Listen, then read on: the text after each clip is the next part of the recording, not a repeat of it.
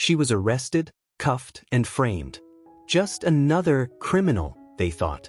But Naomi Ellison wasn't who they thought she was, and when the truth hits the courtroom, it doesn't just shake the system, it explodes. This isn't just a takedown. It's a reckoning. Watch what they never saw coming. The patrol car from Millstone's District 8 Police Department cruised through the south end of town beneath the cover of night, its LED lights flashing as if they just caught a dangerous fugitive. But in the back seat sat Naomi Ellison, 37, silent, her hands cuffed behind her, rain-speckled dirt smeared across her cheek, her gaze steady, cold, even. The cuffs were tight. The bite of steel dug into her wrists until her fingers tingled with numbness. But Naomi made no sound. She'd been hit before, framed before, had watched friends vanish for trusting the right people. This pain, this was just the overture. The cruiser smelled like melted plastic and stale overnight coffee. Up front, Officer Jared Slater chuckled to himself, tapping rhythmically on the steering wheel like he'd just won a poker hand. "She took that hit like a champ," he said, thick with smug satisfaction. "Didn't expect a university professor to be that naive." "Don't forget," Cole Maddox, seated in the passenger seat, chimed in with a smirk, "we got a whole housing block leveled over a dime bag. This professor?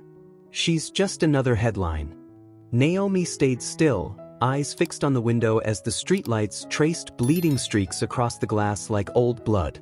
In her mind, everything was recording, every word, every glance, every inconsistency in their fabricated report. But her mouth stayed shut. She'd played addicts, posed as victims. But this time, there was no script. No FBI waiting around the corner. This was real, at least for them. The precinct doors opened with a groan, pale fluorescent lights hitting Naomi square in the face. Slater yanked her forward like he was hauling out the trash. "Come on, superstar," he sneered. "You're Millstone's hottest story tonight." Naomi said nothing. She held her chin high, walking slowly, like this grimy floor was just another stage she'd stepped onto her entire life. And Slater? Just another bad actor in a role he didn't deserve. Inside, the station reeked of stale sweat, peeling paint, and unanswered phones. Slater marched her past a row of desks. A few officers turned. Some snickered, others clucked their tongues. One younger cop, maybe mid-20s, held his gaze on Naomi longer than protocol allowed. "She give you any trouble?" he asked under his breath. "Trouble?" Slater barked a laugh. "She's probably mourning her precious PhD." Naomi glanced at the young officer. There was a flicker of hesitation in his eyes. Not enough to save her, but enough to plant a seed. She was shoved toward the intake desk. Officer Dana Brooks, older, glasses sliding down her nose, eyes dull from decades of this, didn't even look up. "Name?" Slater answered for her. "Naomi Ellison. Possession with intent. Textbook case." Naomi tilted her head slightly. Slater wanted them all to hear. Wanted the scene preloaded before she ever had a chance to speak. Her hand landed on the scanner. A sharp beep echoed. Naomi was led off for mugshots. Then a pat-down, far more invasive than necessary. Finally, they tossed her into a concrete holding cell that smelled faintly of urine and despair. The steel door slammed shut behind her. Naomi sat, back against the wall, eyes fixed on the cracked ceiling above. She wasn't afraid. She was memorizing. The game had begun. But this time, the rules would be hers. Holding cell number 4 at Millstone District 8 PD had no window. Only a flickering fluorescent tube above, pulsing like a dying heartbeat, and 4 mold-streaked concrete walls that still carried the ghosts of past injustices. Naomi Ellison sat still, hands resting lightly on her thighs, her gaze not fixed but scanning, sweeping across the room like a soldier trained to read danger in shadows. A habit that never left. Not when you'd lived between survival and sacrifice. Footsteps approached. Even. Unhurried. Unfriendly. The lock turned. The handle groaned. Then Jared Slater appeared, grinning like he'd just accepted his Hero of the Night trophy. He held a thick manila file and leaned against the frame of the door, not bothering to step fully inside. "You know," he started, voice slick, I had a bet going that you'd crack in the first 2 hours. Now I'm thinking, maybe you're just trying to figure out how to plead guilty without looking pathetic." Naomi didn't react. That was the reaction. Slater chuckled, walked in, and dropped the file hard onto the metal table. The thud sounded final, like a coffin lid being shut. "We got your prints on the bag. Security cam footage. Witnesses too. There's always witnesses." He dragged out the word always, like it was a dagger he enjoyed twisting. Naomi looked up, eyes still as glass, but deep with undercurrents strong enough to drown a man. "Millstone PD," she said, voice calm, "creating witnesses faster than the internet spreads lies. Impressive." Slater's jaw clenched. "Tough break," he replied, forcing a smile. "Some people are born to teach. Others? Born to break the law. Guess you're the second type." Naomi tilted her head slightly, locking her gaze on him. "There's a third kind," she said. "The ones who bend the law to suit their power, then call it justice." He stiffened. In that split second, Naomi knew she'd struck the right nerve. Slater masked his flinch with a dry chuckle. He stood, tapping his fingers against the file. "I can get you a decent deal. 5 years. Out early if you behave." Naomi leaned back against the wall. "I wasn't born to behave."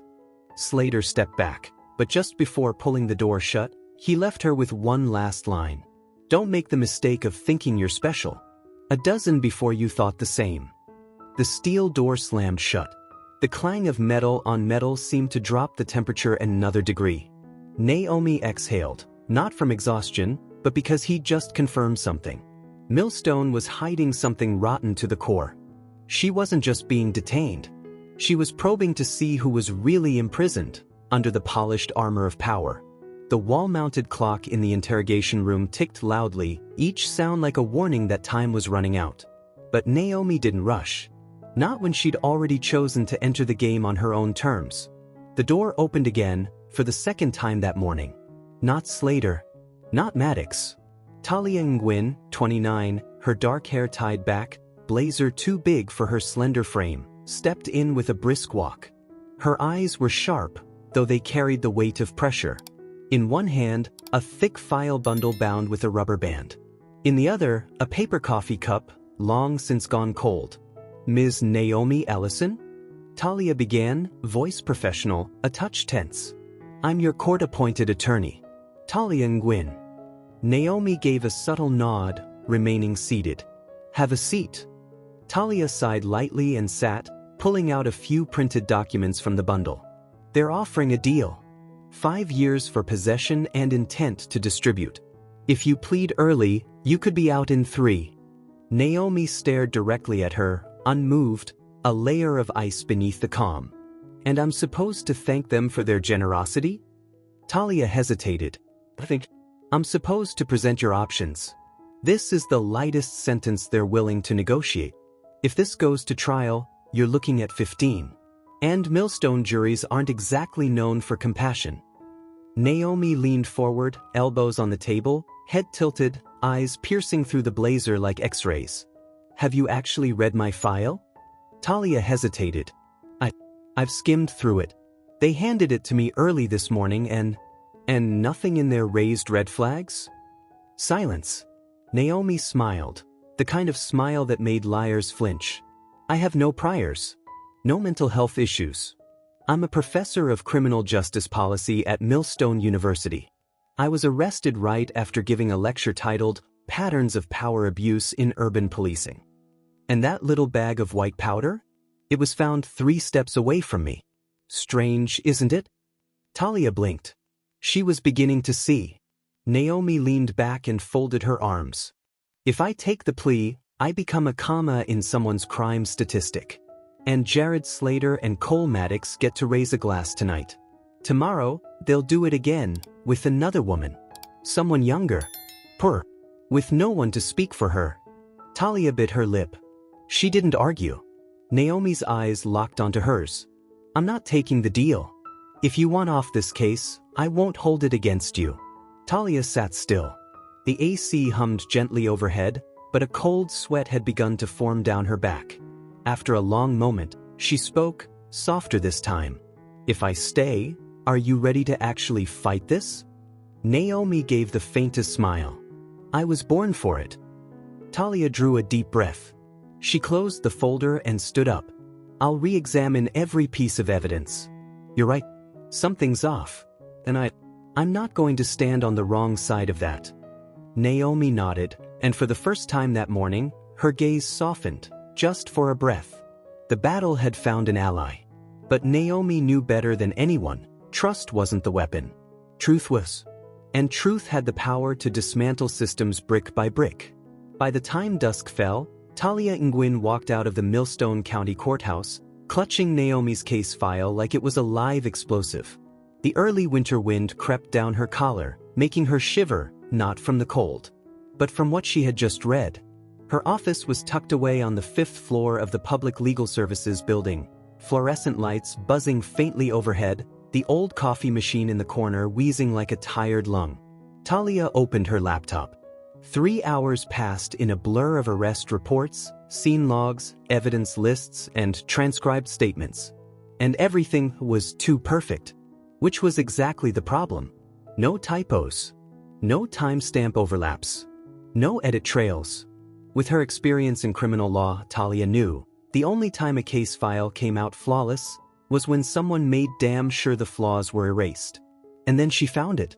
An audio file marked Category M, not for evidence use. A note attached, Patrol Cam Unit 6A, Campus, 17 hours 23 minutes and 1 second, signal interrupted. Talia frowned. The file was only 12 seconds long. She slipped on her headphones. Hit play. Yeah, that's definitely her. Command wants the grab before week's end. Then set it up tonight. Toss some white in her bag, plant a little powder. Won't take much. Media won't question it. Slater, yeah, I know. But she's not the type to keep her mouth shut. The sound of a device switching off. Silence. Talia froze. Sweat beaded at her temple. Slater. She recognized the name. He was the first officer to Mirandize Naomi. But this audio, this leak, revealed more. Slater wasn't just the muscle. He was giving orders. He was coordinating the setup. He's not a bystander.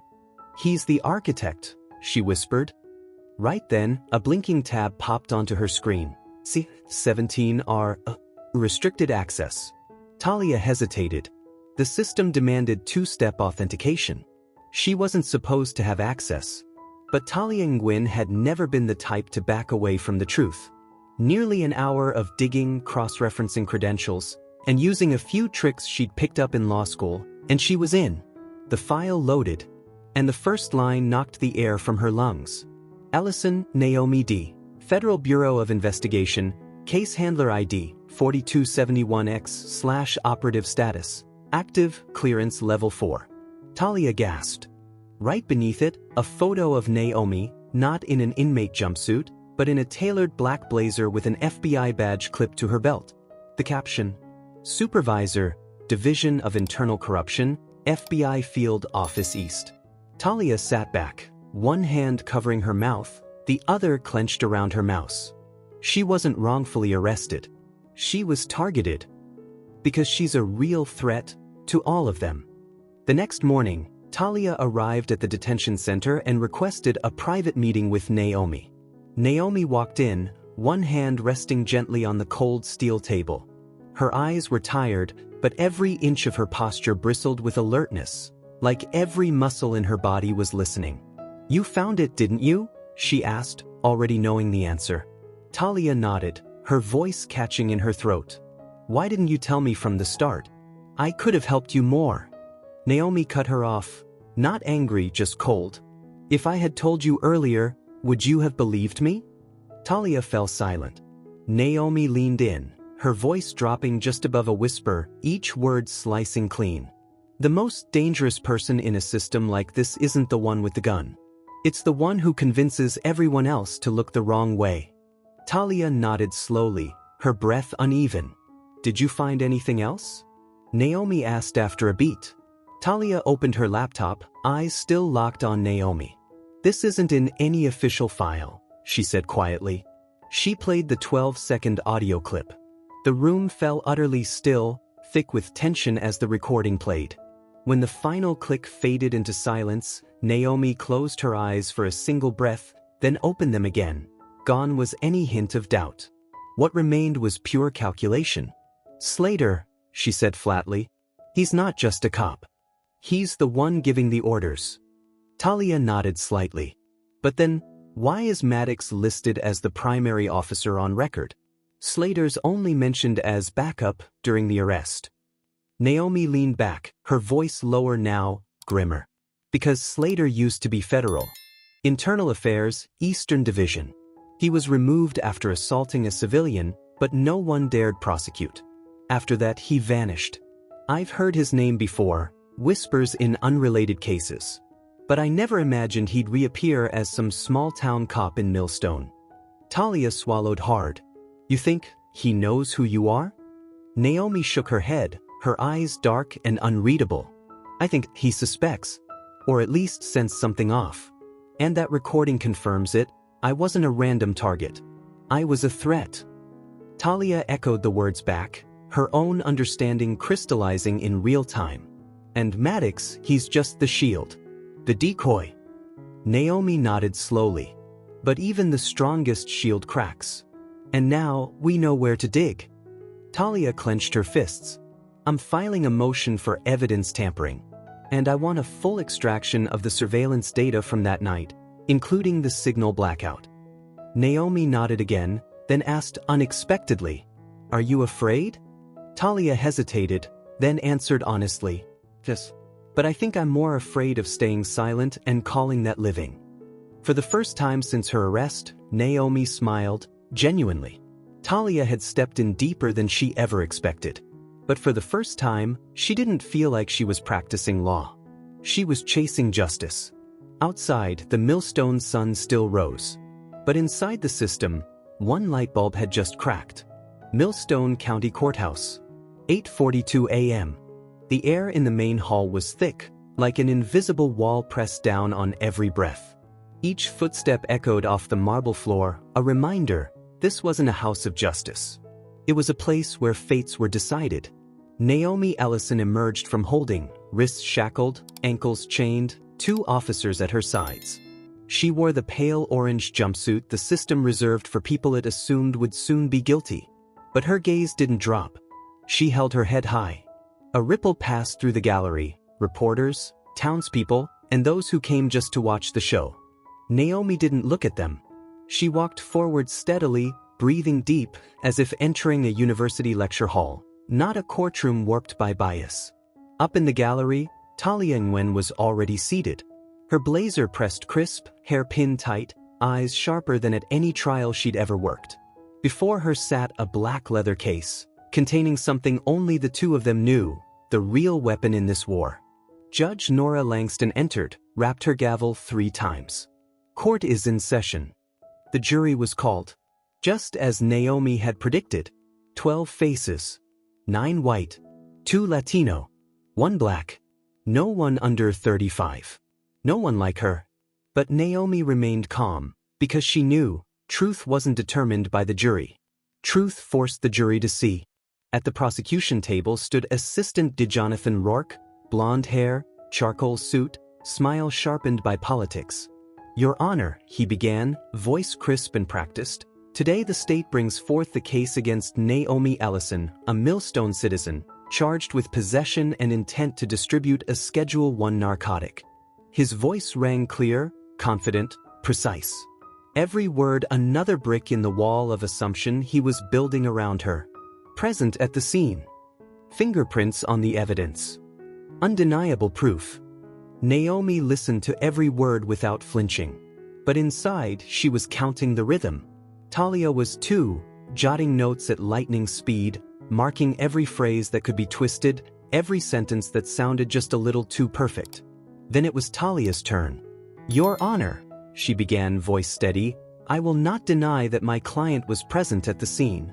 But I will prove that the evidence presented is not only lacking in transparency, but manipulated by the very individuals charged with upholding the law." A ripple moved through the courtroom. Rourke frowned. Talia turned to the jury, paused, then asked, If you were accused by a system where every brick had already been laid to convict you, would you feel justice was possible? Silence stretched like tension wire. Naomi glanced toward one of the jurors, a middle-aged man with graying temples, and saw it, a furrow in his brow. The first crack in the wall. First witness, Officer Cole Maddox. He took the stand in a crisply pressed uniform, forcing a polite smile as if this were no more than a paperwork formality. But Naomi knew, every question from here on would be bait. Talia nodded gently. The game had begun. This trial was just starting. But at the defense table sat someone who hadn't come to beg. She'd come to rewrite the rules. After the lunch recess, the session resumed with the most anticipated and most controversial witness of the trial, Officer Jared Slater. He entered with swagger, uniform ironed to perfection, a shield of authority wrapped tight around his chest. He swore to tell the truth with that crisp, confident tone only the practiced ever master. Then he sat, straight-backed, eyes forward, as if the courtroom itself were his stage. Assistant DA Rourke took the lead, guiding the first half of questioning with well-worn lines.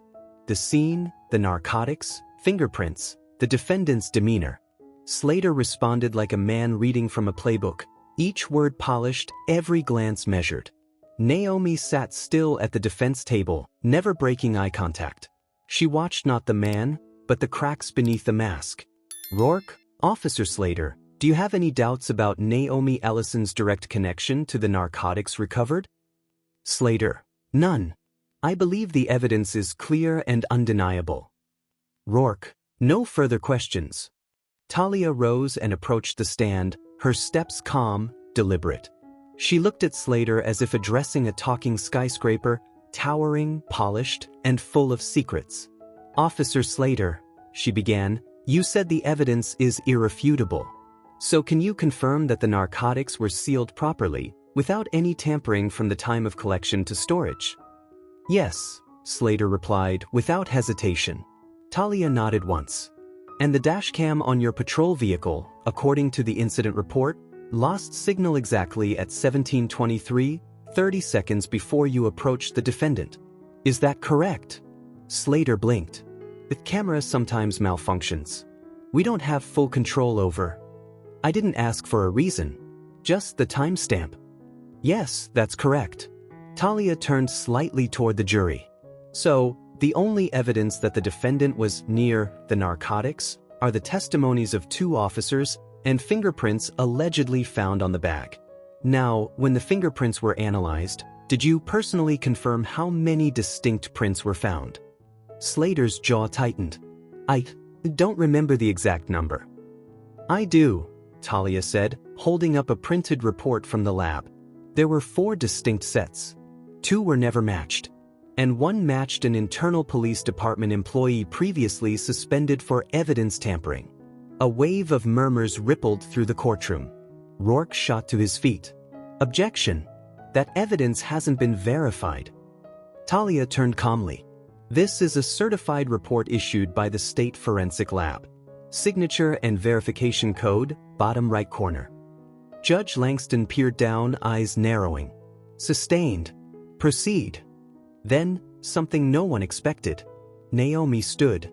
Her voice clear. Your Honor, may I question the witness? As the accused party? Talia froze. The entire room stopped breathing. Judge Langston's brow furrowed, ready to deny it. But then she saw Naomi's eyes. No panic. No desperation. Only the quiet confidence of someone who understood the law better than anyone in the room. Granted, the judge said slowly. 3 questions. No more. Naomi stepped forward, her pace measured, controlled. Jared Slater scoffed. Here to give us a lecture? She didn't answer right away. Instead, she tilted her head slightly, eyes narrowing, not with anger, but precision, as if scanning every dark corner of a memory Slater thought long buried. Officer Slater, she began, voice steady, you previously worked for the FBI Eastern Division, didn't you? Slater froze for a fraction of a second. Intern there. What does that have to do with? Second question, Naomi said, cutting off his deflection. Do you remember why you left? Rourke rose fast. Objection. Naomi didn't even look at him. I can remind him. Excessive force against a civilian witness. Case closed internally, but not erased. Slater's jaw clenched. His hands curled just slightly at his sides. Naomi gave a small smile. Final question. If I'm truly just another nobody, another black pawn, no one would notice, then why did your body cam go dark the exact second you approached me? For a moment, just one, stretched thin as wire, Jared Slater said nothing. Naomi returned to her seat. And in that moment, no one in the courtroom saw her as the accused anymore. She had become the one asking the real questions. Millstone District Court, 2:36 p.m. The air in the courtroom had thickened, like everyone had held their breath for too long without realizing it. Slater had just been cornered, 3 questions, clean and surgical, and now, silence hung like a verdict before the verdict. Judge Nora Langston tapped her gavel softly. The court will now proceed with the sworn testimony of the defendant, Naomi Ellison, upon special request by the defense and with court approval. Talia Nguyen gave only a slight nod, but her eyes were sharp as blades. She knew this was the moment. Naomi stood. The cuffs had been removed. Each step toward the witness stand echoed like a drumbeat in the stillness. I swear to tell the truth, the whole truth, and nothing but the truth. The judge nodded once. You may proceed. Talia spoke first. Ms. Naomi Ellison, please tell the jury, and everyone present in this courtroom, why you're here today. Naomi turned to the jury, locking eyes with each of them, slowly scanning the prosecution table, then resting her gaze on the one man who needed to hear her most, Jared Slater, now clenched tight, jaw ticking, his knuckles white, sweat breaking at his temple. My real name is Naomi D. Ellison. I'm a special agent with the Internal Affairs Division of the Federal Bureau of Investigation. For over 2 years, I've been operating undercover in Millstone to gather evidence on a network of corrupt law enforcement officers, engaged in entrapment, fabrication of evidence, and abuse of authority for performance quotas. The courtroom exploded like someone had dropped a live grenade. A reporter toppled from his chair. Gasps, curses, shouting rippled through the room like shockwaves. Rourke leapt to his feet, voice cracking with panic. Objection! This is a setup. Fabrication. Judge Langston slammed her gavel repeatedly. Order! Order in the courtroom. Naomi stood firm, voice steady. This is not fiction. I wore hidden recording devices throughout my entire assignment. All evidence was transferred to the FBI 3 days ago and is currently in possession of federal investigators. Anyone requiring verification may contact the Eastern Regional Bureau office directly.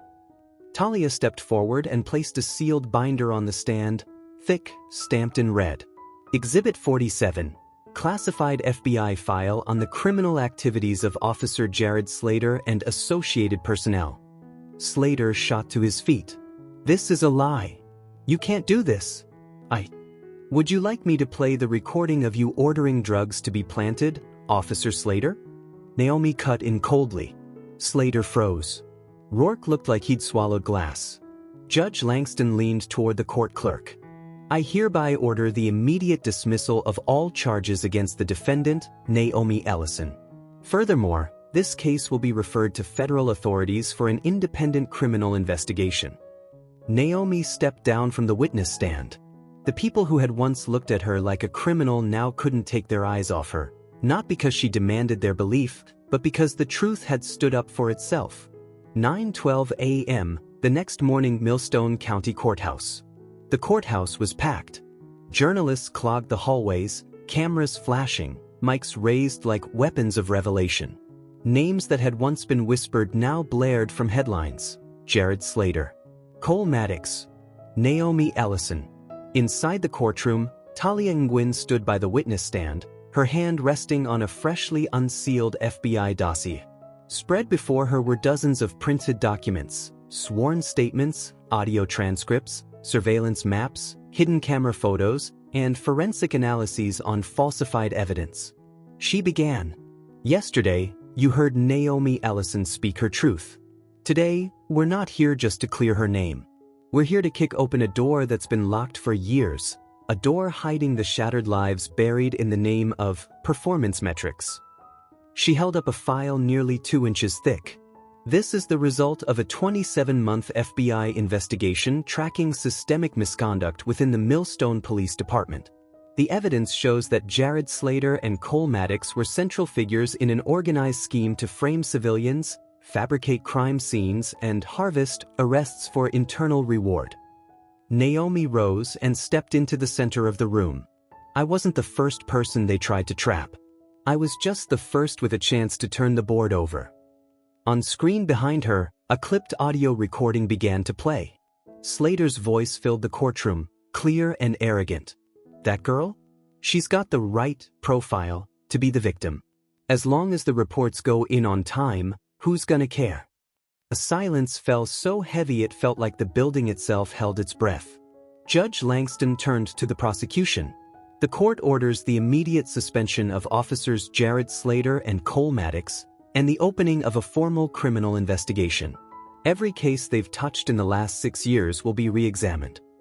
From the press box, reporters scribbled furiously. Outside in the hallway, families, some of whom had lost years to false convictions, waited for word. An elderly woman sobbed quietly when her son's name was read aloud on the list of potentially wrongfully convicted. Naomi looked down at her hands.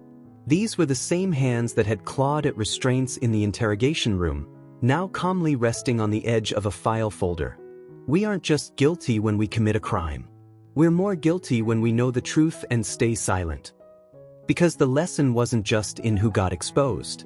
It was in how many people had turned away when injustice stood right in front of them, how many had thought, "That's not my problem," and how many had been swallowed by that very silence. Talia turned to Naomi, voice steady. "You didn't just save yourself. You woke up this whole city." Naomi offered a soft smile. "I just blew the whistle. The storm is theirs to face." Millstone, 3 days after the final trial. The 8th District Police Department in Millstone was drowning in a public firestorm. Protest banners lined the front gate. Justice isn't a privilege, it's the standard. Media crews camped outside 24/7. Every move the police made was now examined under a microscope. Inside the largest courtroom in Millstone, Naomi Ellison rose to her feet as Judge Langston's voice echoed.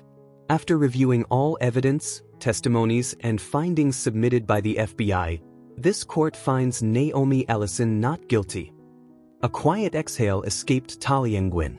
Applause erupted, then was quickly silenced by the judge's gavel. But no one could silence the truth that had just been affirmed before the public. Naomi turned to Talia.